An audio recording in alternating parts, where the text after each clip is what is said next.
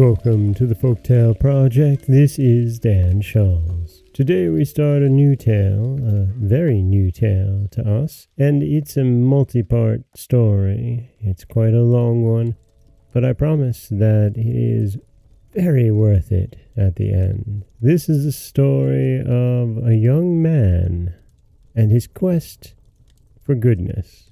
This is Prince Darling. Once upon a time there lived a king who was so just and kind that his subjects called him the Good King. It happened one day when he was out hunting that a little white rabbit, which his dogs were chasing, sprang into his arms for shelter. The king stroked it gently and said to it, "Well, Bunny, as you have come to me for protection, I will see that nobody hurts you."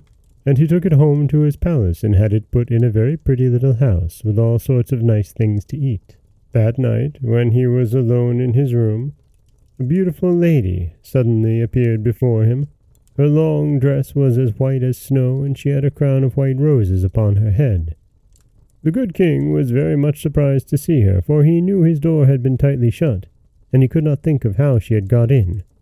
But she said to him, "I am the fairy Truth.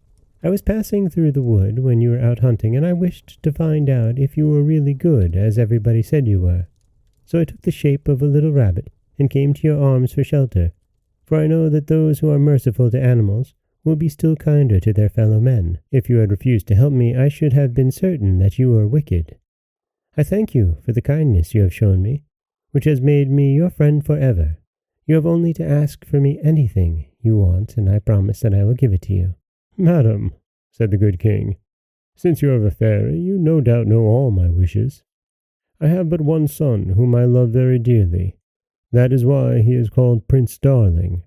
If you are really good enough to wish to do me a favor, I beg that you will become his friend." "With all my heart," answered the fairy. "I can make your son the handsomest prince in the world, or the richest, or the most powerful. Choose whichever you like for him." "I do not ask either of these things for my son," replied the good king. "But if you will make him the best of princes, I shall indeed be grateful to you. What good would it be to him to be rich or handsome, or to possess all the kingdoms of the world, if he were wicked? You know well he would still be unhappy. Only a good man can be really contented." "You are quite right," answered the fairy, "but it is not in my power to make Prince Darling a good man unless he will help me. He must himself try hard to become good. I can only promise to give him good advice, to scold him for his faults, and to punish him if he will not correct and punish himself."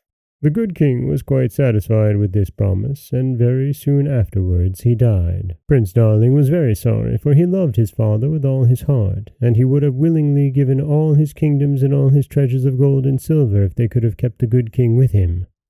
2 days afterwards, when the prince had gone to bed, the fairy suddenly appeared to him and said, "I promised your father that I would be your friend, and to keep my word, I have come to bring you a present." At the same time she put a little gold ring upon his finger. "Take great care of this ring," she said. "It is more precious than diamonds.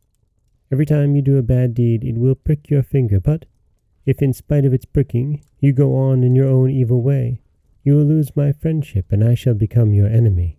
So saying, the fairy disappeared, leaving Prince Darling very much astonished. And I think we can tell that Prince Darling is certainly going to falter in some way in the future, isn't he? We wouldn't do this much foreshadowing if he didn't. I do like this fairy. Much better than the one from Toads and Diamonds. This is Dan Scholz for the Folktale Project. Don't forget that you can subscribe to the podcast on Apple Podcasts, Stitcher, Google Play, Overcast, anywhere you like to get your podcasts. You can follow us on Threads and Instagram at Folktale Project, and you can find us wherever you like to listen to your podcasts. As always, thank you so much for listening.